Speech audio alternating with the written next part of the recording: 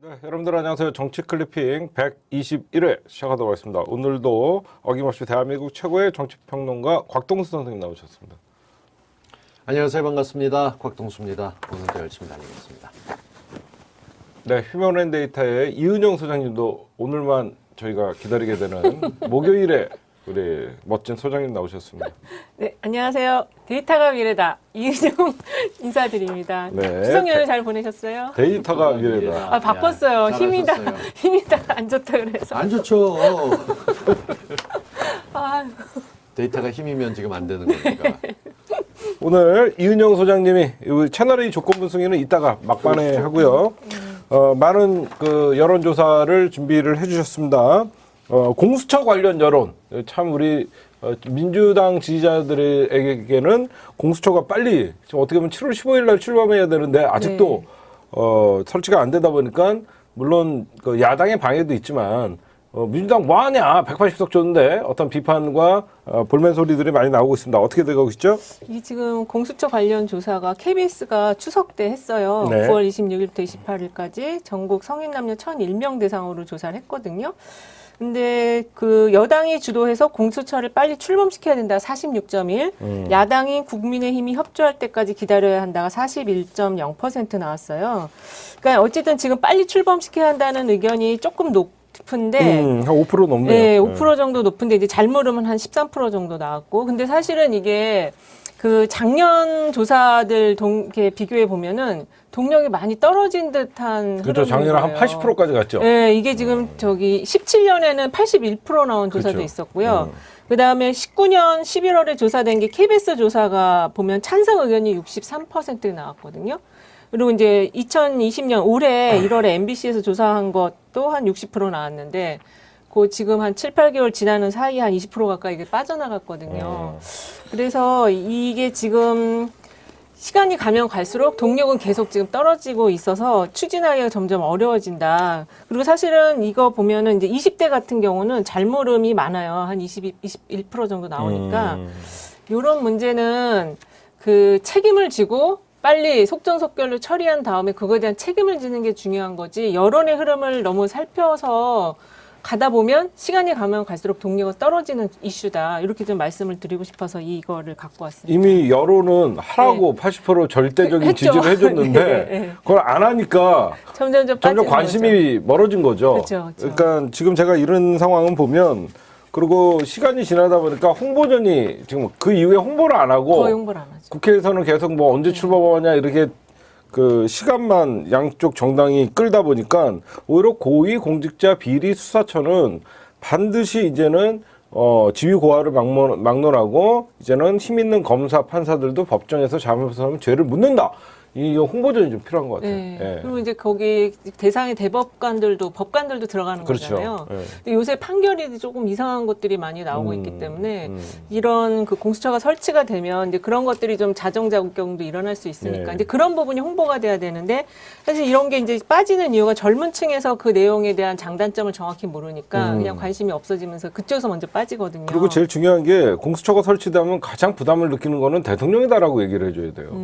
왜 그러면 그쵸. 문재인 대통령이 그쵸. 결국은 이 청와대와 그 주변들을 감시하고 고위공직자들이 그러면 문재인 정부의 고위공직자들이 가장 많기 때문에 오히려 야당의 이런 정쟁으로 일삼으면서 반대하는 것은 오히려 공수처가 설치되면 문재인 대통령이 스스로가 굉장히 부담스러운 공수처 출범이다. 그렇죠. 그렇기 대통령은 때문에 안 하는 대통령이 게 권위를 맞는 내려놓는 거죠. 것이다라고 그렇죠.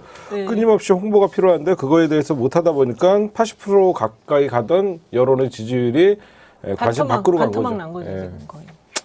아쉽습니다. 예. 근데 이거와 관련해서 뭐 어쨌든 그 민주당 지지자들은 거의 또 한 77% 가까이 욕을 하고 있기 때문에 지지층 많은 욕을 해요, 욕을 해요. 발음 정확히 해서 77%가 지금 욕을 한다고 들렸어요. 욕을 하고 있다. 예. 요구. 예. 그 욕이라도 지금 바라보고 욕도 해요. 네. 예. 안 한다고 욕도 합니다. 요구도 하고 욕도 해요. 네, 그러니까 빨리 맞습니다. 좀 추진이 됐으면 좋겠고 어쨌든 당 대표께서도 하신다고 했으니까 네, 잘 네. 기다려 봐야 될 것 같습니다. 네. 네, 그다음 여론조사는 그 다음 거는 이제 지금 뭐 신용 신용경제사 피치사가 네. 그 우리나라 이제 신용등급을 AA 마이너스로 계속 유지를 하는 걸로 나왔는데 네네. 지금 갖고 온 거는 이제 그 경향신문이 그 한국리서치하고 그 평가한 창간 특집 기획조사를 한 게 있었어요. 그래서 네네. 여기 거기서 쭉 분야별 평가를 했었는데 그 어떤 게 가장 잘했는지 평가를 받았는데 그러니까 우리나라 신용등급 평가가 AA 마이너스로 안정적으로 유지하는데 어떤 점을 가장 잘해서 이렇게 아니에요. 유지되냐? 별도인데 별도로? 예, 그냥 그 경향신문이 창간 특집 기획조사를 했는데 여러 가지 분야 평가를 했거든요. 아. 근데 거기서 이제 가장 잘한 것과 못한 것 이게 쭉 나왔어요. 그거를 좀 소개해드리고 이제 그것과 연계된 게 우리 이제 그 신용평가 AA 마이너스 받은 거 그게 좀 연계가 될 것 같아서 갖고 온 자료인데요. 이거는 지금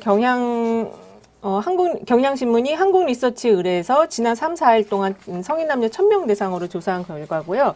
표본 오차는 95% 신뢰 수준에서 플러스 마이너스 3.1%포인트예요. 한 7가지 정도 분야 평가를 했는데 가장 잘하고 있는 게 코로나 방역 대응, 이게 77%. 그건 여야 할 것 없이 전 세계가 인정하고 네, 있으니까. 네. 이거는 네. 가장 잘하는 걸로 나왔고, 그다음에 코로나 중인데 경기 침체 대응을 다 잘한다가 그 다음으로 높게 나왔어요. 56% 나왔고. 여기저기서 이거는 경제 지표상 반발할 수 없으니까 네, 네. 그 여론에서 공격이 좀 덜하다 보니까 네. 대통령이나 정부가 코로나에도 불구하고 잘하고 있다. 네, 경기 침체에 대한 경제 대응을 대응을, 잘하고 있다. 예. 예.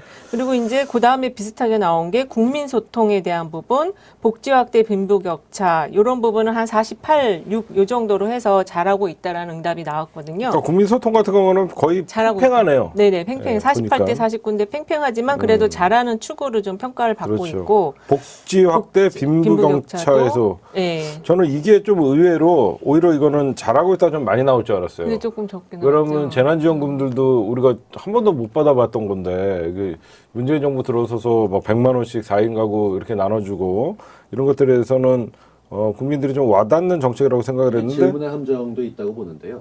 복지적인 차원에서 집어넣는 게 아니라 재난지원금이니까 복지라고 해야 되면 없는 사람 도와주는 거 자신들이 받아도 전 국민이 받았던 게 뭔지를 잘 모르는 경향들이 있는 겁니다. 이런 질문의 함정. 뭐 예컨대 질문이 올해 들어서 전 국민에게 우리 역사상 최초로 긴급 재난지원금이 집어넣습니다. 복지를 확대하고 뭐 경제를 도우면 어떻게 했냐 이런 거 했을 때 경기 침체 대응은 높게 인정했지만 이걸 복지로는 보지 않는 거죠. 그렇죠. 그리고 여기 이제 빈부격차 해소라는 부분이 있기 때문에 이쪽에 또 방점을 맞추면은 못한다라는 게 더 높게 나올 수도 있어요. 자본주의에서 갖고 있는 것 중에 네. 하나가 빈부격차 해소를 정부가 나서서 해주는 할 건 수 사회주의적인 발상이다 그렇죠. 이렇게 거부감을 느끼시는 분들이 네, 많아요. 그렇죠. 그래서 또 기본소득을 요구하는 건가? 이거는 이게 사실 이거 두 개를 한 번에 물어보면 이렇게 그건 나올 말이 안 수밖에 되는 없어요. 거. 예, 그런 부분이 있고 그다음에 이제 남북 관계와 적폐 청산이 그 다음 순위로 한 41% 정도 긍정 평가를 받는데 부정은 한 51, 2%로 좀 높게 받고요. 그러니까 남북관계 외교안보를 이번에 월북 공무원 문제가 그것 때문에 굉장히 좀 크기 그렇죠. 때문에 예. 그 남북관계에 대해서는 부정적인 여론이 더 높을 수밖에 없을 것 같아요. 그쵸. 조중동이 하도 떠들어댔으니까. 예. 예. 그리고 이제 지금 고위공직자 인사 부분이 제일 좀 평가가 안 좋았어요. 35%고 부정평가 54%였거든요. 그래서 저는 이제 이 조사 결과 봤을 때 그 코로나 관련 경기 침체 대응을 이렇게 잘하고 있다고 국민들이 인정하는데 언론이나 이런 데서 너무 지금 이거를 인정을 안 해준다. 그걸 좀 말하고 싶었고, 그 다음에 이제 좀 앞으로 남은 기간 동안 신경 써야 될 게 이제 인사 부분이라는 거는 조금 우리가 좀 살펴봐야 될 것 같긴 해요. 35%밖에 안 나왔기 때문에. 고위공직자 인사는 여론에서 추미애 장관 문제를 좀 이번에 심하게 때렸잖아요. 한 두 달. 네. 그러다 보니까 추미애 장관 문제가 영향이 좀 있었던 것 그리고 같고. 이쪽에 대해서 전통적으로 점수가 점점 낮아지는 거는 윤석열이 아직 앉아있기 때문에 결국 그것 때문에 어찌됐건 인사 뽑는 데 있어서 아직 보는 분들은 좀 미숙하거나 왜냐하면 저들은 온갖 정보 채널을 통해서 모든 정보를 갖고 있었지만 지금은 합법적으로 하다 보니까 정보를 얻을 수 있는 틀이 한계가 있습니다. 이를테면 이번에 문제가 됐었던 온갖 부동산 관련돼서 갖고 있었던 법제처장이라든가 뭐 이런 얘기들 나왔을 때 그걸 샅샅이 훑을 수 있는 방법을 둬야 되냐 말아야 되느냐. 그러니까 이런 것들에 대한 보완이 없이는 여전히 고위공직자 문제가 나왔을 때 도덕적으로는 완벽해 보이지만 재산상의 흠이 있거나 혹은 위법 사실이 있거나 이런 쪽에 대해서 좀 더 탄력적으로 운영할 필요도 있다. 그러니까 이게 깔끔해야 되고 결벽증가에 가깝게 도덕적으로 완벽해야 된다는 걸 좀 내려놓을 때도 됐어요. 부정한 게 아니라면 필요에 의해서 부분이라면 좀 더 집어넣는 부분들도 있어야 되지 않나. 이 고위공직자 인사에 대해서는 보수뿐만 아니라 진보들도 상당 부분 실망한 부분들이 있기 때문에 이 부분에 대해서 말씀을 드린 겁니다. 근데 특히 그 인사 관련해서 그 현재 이제 문재인 대통령 같은 경우는 그 쇄신성 인사를 안 하시잖아요. 그게 이제 국민들이 볼 때는 조금 답답하다고 느낄 수도 있는 것 같은데 사실 노무현 대통령 때도 그걸 쇄신성 인사를 잘 안 쓰려고 하셨었거든요. 그래서 이제 그게 아니 근데 나는 그게 사람을 바꾼다는 것만이 그 쇄신인가요? 그러니까 이제 그래서 노무현 정부 때도 그렇게는 잘 안 하려고 했었는데 이제 이번에 이렇게 낮게 나온 거는 아직도 그런 인식이 좀 남아있기 때문이 아닐까 저는 좀 그렇게 생각을 해봤습니다. 근데 제가 오늘 그 우리 윤희수 같이 누구야? 이은영 소장님이 여론조사 하신 거 7개 중에 저는 이거 굉장히 긍정적으로 보냐면요. 네. 과거에 현 정부를 무너뜨릴 때는 경제로 무너뜨렸어요. 맞아요. 경제는 이거는 정치적으로 회복이 안 되는 문제였어요. 코로나 방역 만약에 실패하고 그로 인해서 경제 침체가 장기화되고 다른 나라에 비교해서 아주 나라가 힘들어졌다. 그러면 그냥 그 다음 정부에 대해서는 그냥 위험한 상황인데 고위공직자 인사나 다른 어떤 남북 관계나 적폐청사 이거는요. 인사 한 명만 누구 제대로 뭐 확 눈에 띄는 인사가 나와도 여론이 급격히 반전이 되는 문제들에서 이 경제 두 개를 굉장히 긍정적으로 나온 거에 대해서 특히 문재인 정부 국정운영을 긍정적으로 평가한 사람들 85%가 경기 침체에 대해서 대응을 잘하고 있다. 네. 이게 굉장히 중요한 것 같습니다. 우리나라에서 경제에 관해서 진보 정부가 잘했다라는 걸 보수들이 인정하기 싫어합니다. 차라리 정치 잘했다는 걸 인정하지 맞아요. 경제 괜찮다는 거. 그러니까 피치사에 대해서 아까 말씀하셨던 게 국가 신용 등급을 유지했다는 얘기할 때 제일 먼저 들어야 될 생각은 그럼 다른 나라는 이라는 생각을 해야 되는데요. 구체적으로 영국은 AA-에서 AA-로 부정적으로 바뀌었고요. 일본 같은 경우는 A에서 안정적인데 부정적으로 조정하는 걸 바뀌었습니다. 미국도 역시 마찬가지고 이 모든 나라들 신용이 조정되거나 전망이 부정적으로 바뀌면서 안 좋게 바뀌었는데 한국은 유지입니다. 남들 다 떨어지는데 한국만 잘 지키고 있는 거예요. 이건 정말로 높이 평가해야 되고 이게 그냥 우리끼리 박근혜 정부 시절이면 대서특필할 거예요. 네, 맞아요. 2, 3일은 지나가면서. 왜냐하면 이 피치 같은 경우는 정말 까다롭게 평가하기로 소문났습니다. 이렇기 때문에 이 돈의 흐름에 대해서는 없는 말을 덧붙이지 않는데 지금도 좋고 앞으로도 괜찮을 거고 어찌 보면 코로나 이후에 정말 괜찮은 나라가 될 것이라는 전망도 나오고 있습니다. 이 중에는 북한과의 관계가 개선될 경우 지금보다 더 나빠질 수는 없으니까 어차피 교류가 없는 쪽인데 혹시라도 평화 경제가 조금 더 나가게 되면 성장 가능성이 크다라는 전망까지 포함되어 있습니다. 이런 걸 놓고 보면 칭찬에 마땅한데 맞아요. 여기에 대해서 언급이 없는 거죠. 네. 그러니까 이런 게 참 언론들이 취사 선택하면서 논란이 되고 있는 부분입니다. 두 분이 말씀하신 것처럼 우리가 그 노무현 정부 때 경제 무능론으로 결국에는 깨졌거든요. 그러면 참여정부가 네. 그렇게 됐었는데 적어도 참여정부 시즌2 경제 때문은 아니다. 맞아요. 확실하게 네, 못을 네. 박을 수 있는 거죠. 그렇죠. 그래서 이 자료가 의미가 있어서 갖고 왔는데 사실 이거 그 경향신문 그 창간기획 쭉 보도에도 요 두 번째 그 코로나 경기 침체 대응 잘한다는 거는 또 기사화가 잘 안 돼 있더라고요. 그래서 여전히 경제 무능론으로 진보 세력을 보려는 게 있는 거 아닌가 그런 생각 해봤어요. 그런 프레임을 씌워야 자기네들이 유리하기 때문이죠. 그래야 경제 쪽에 대해서 사실 경제신문들이 예측했던 거 놓고 전 그런 조사 한번 봤으면 좋겠어요. 네. 경제신문들 헤드라인 한 1년치 놓고 뽑아서 얼마나 전망을 잘 맞췄나. 이들이 얼마나 기업의 이익에 대해서 움직였지 실제 경제 반영하는 건 시원치 않았습니다. 그런 면에서 놓고 봤었을 때 경제신문은 기업 측의 이익만을 봤지 경제 예측하는 데는 젬병이거든요. 네. 근데 그런 거에 대한 언급도 없이 무조건 정부가 하면 뭐가 잘못됐다. 어떤 식으로든 이 요번 추석 때 가장 주목했던 기사 중에 하나는 전통시장 울상이라는 예. 기사가 나오고 불과 몇 분 뒤에 네. 같은 신문사 다른 기사가 정말 호황을 누리고 있는 네. 전통시장 이렇게 두 개를 사진까지 첨부해서 냈어요. 그러니까 이건 무슨 양시양비론도 아니고 취재가 없는 거죠. 전체적인 통계가 없으니까 명절 땐 시장은 그나마 잘 되겠지라고 쓴 것도 아닌데 씹고 싶으면 이렇게 바꿔서 내는 비겁한 기사들이 참 많은 특히 언론사들입니다. 경제 쪽에 그 스테레오타입화된 기사가 너무 많은 것 같아요. 취재 없이. 맞습니다. 예. 네. 그리고 마지막으로 하나 더 가져온 건 똑같이 이제 경향신문 그 창간 특집 조사 안에 있는 내용인데요. 그 차기 대선 관련 의견이에요. 정권을 유지하는 것과 정권 교체하는 것 어느 쪽에 더 조금 더 선생님의 의견은 가깝습니까? 이런 질문으로 물어봤는데요. 현 정권 유지를 위해 여당 후보가 당선되는 것이 좋다가 44% 나왔고 현 정권 교체를 위해 야당 후보가 당선되는 것이 좋다 37% 나왔어요. 잘 모르겠다는 19% 저는 나왔고. 이걸 보면서 네. 왜 굳이 유지라는 단어를 썼는지, 유지한다고 하는 거는 그저 그런데 이어간다는 뜻이 있습니다. 그쵸. 그러니까 연장이라고 하는 거는 뭔가 문재인 정부에 대한 만족도가 높아갈 수 있는데 이게 아다르고 어다르다고 정권 연장이 가능하다고 보십니까? 정권을 유지해야 된다고 보십니까? 미묘한 뉘앙스 차이가 있죠. 그러면 완전히 다르죠. 이런 것들을 면접원이 물어볼 때는 네네. 특히나 이번 조사 방식이 자동응답이 아니라 면접원이 네, 물어본 맞아요. 방식이기 때문에 네. 그런 걸로 봤을 때 좀 질문이 아쉽다 이런 게 생각이 듭니다. 그래도 어쨌든 그 차기 현 정부가 정권 재창출하기를 바라는 의견이 44%로 높게 나왔고 여기에 같이 그 물어봤던 차기 대선 주자 관련했을 때 야당 후보군에 대해서는 없다가 거의 55%? 잘 모르겠다 55%가 나왔어요. 네. 그 전체적으로는 한 자리 숫자로 다 나와가지고 이게 지금 야당의 무능력이 좀 너무 심각한 수준이다. 그래서 이 자료를 갖고 나왔습니다. 모처럼 야당에 있는 대로 평가받고 있다고 보시면 됩니다. 제대로 평가하고 후보가 있는 없으니까 단단히로 나가고 있는 거죠. 예, 사람이 없다게 55% 그런데도 나왔으니까. 유지하겠다가 40몇 프로밖에 안 된다는 거. 우리가 더 열심히 해야 될 이유기도 합니다. 60% 이상은 나와야죠. 당연히. 그렇죠, 그렇죠. 예. 그래서 이번 정기국회를 좀 잘 하셔가지고 공수처 같은 거를 좀 빨리 좀 하고 책임을 지는 모습을 보여준다면 이런 부분에서 조금 더 신뢰가 더 올라갈 수 있지 않을까 그런 생각 공수처 해봤어요. 출범은 결국은 검찰개혁뿐만 아니라 사법부 개혁도 시작이에요. 전체적으로 다 하는 거죠. 예, 대한민국의 여태까지 견제받지 않던 권력들, 그렇죠? 네, 견제받지 않던 권력들이 이제 전부 이제 견제받게 되니까 집단적으로 저항을 하겠죠. 예.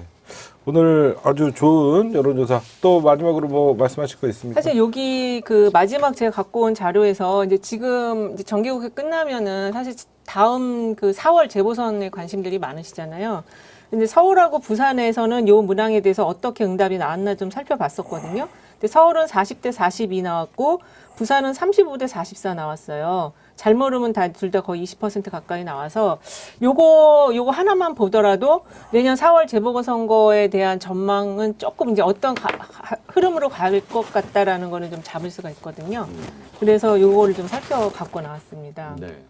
일단 다음 선거 사실 4월 3일에 재보선이 있게 되면 네. 지금 남아있는 게 꽤 오래되지 않습니까? 그쵸. 예. 근데 시기상으로 볼 때는 훨씬 더 많이 나가야 되는 쪽이기 때문에 네네. 11월, 12, 1, 2, 3, 4, 6개월이 남아있으니까 후보가 아직 언급되기도 좀 이릅니다. 좀 이르죠. 예. 그런데도 불구하고 이렇게 높은 것은 민주당에서는 서울시장, 네. 부산은 좀 그렇다 치더라도 서울시장은 반드시 가져와야 되는데 어떻게 될 것이냐에 대해서 이낙연 대표가 엄중하게 검토를 하고 계시는 중이니까 그걸로 좀 안타깝기도 하고 부산시장 같은 경우는 초기에는 오거돈 시장의 실책이 워낙 컸기 때문에 네. 이건 어쩔 수 없다라고 생각하고 농담처럼 나왔던 게 문재인 대통령이 와도 부산시장 안 된다라는 얘기가 있었지만 네. 저도 그렇고 요즘 많은 분들이 꼭 그래야만 해? 라는 생각이 다시 드는 거죠. 지금 그래서 여러 가지 이슈 가운데서 가덕도 얘기도 다시 나오고 있고 네. 그런 면에서 뭔가 이슈를 선점하고 끌고 가면서 지금 정부여야 된다라는 걸 좀 호소하면 되지 않을까 싶게 되는데 여론조사가 그렇게까지 다 많은 걸 담지는 못하네요. 그렇죠. 그렇지만 이제 약간의 흐름을 보는 거니까. 근데 사실 부산 같은 경우 아주 상황이 안 좋다고 들었었는데 잘모름이 20% 정도 나왔다라는 거는 그 움직일 수 있는 또 그 유동층이 있다라는 얘기거든요. 그렇게 보면은 부산 같은 경우도 한번 우리가 뭐 우리의 잘못으로 인해서 이 보궐을 치르게 됐지만 조금 더 잘 준비하고 민심을 좀 얻으려고 노력한다면 아주 또 나쁜 결과가 안 나올 수도 있지 않을까. 그러니까 이 네. 부분에 대해서 이제 선긋기가 네네. 어떻게 보면 요즘 우리가 혼밥, 혼술 이렇게 나가는 게 우리라는 개념에서 개인주의로 조금씩 넘어가고 있거든요. 이게 네. 정체도 적용되는 게 네네. 전에는 오거돈의 실수는 민주당과 진보진영의 실수로 봤다면 네. 이제 오거돈 전 시장의 실수는 개인의 잘못된 거로 확실하게 나가게 되는 거고 거기에 민주당이 기여한 바가 뭐 있어?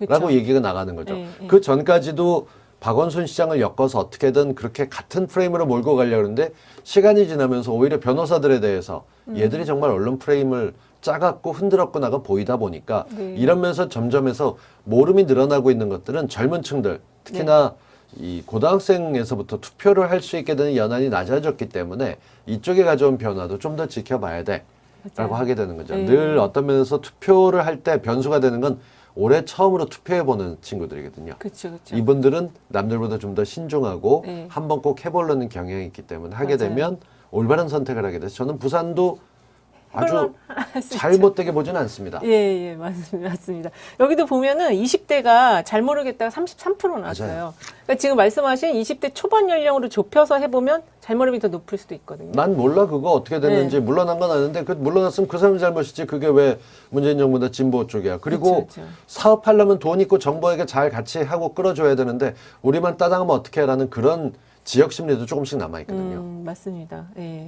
그래서 이번 요 조사의 결과를 보면 이거를 좀 안 좋게 해석할 수도 있지만 저는 이제 이 잘모름의 그 유동층을 봤을 때는 조금 아주 나쁜 분위기로 가는 건 아닐 수도 있다. 이렇게 좀 전망을 해서 요 자료를 갖고 왔거든요. 네. 예.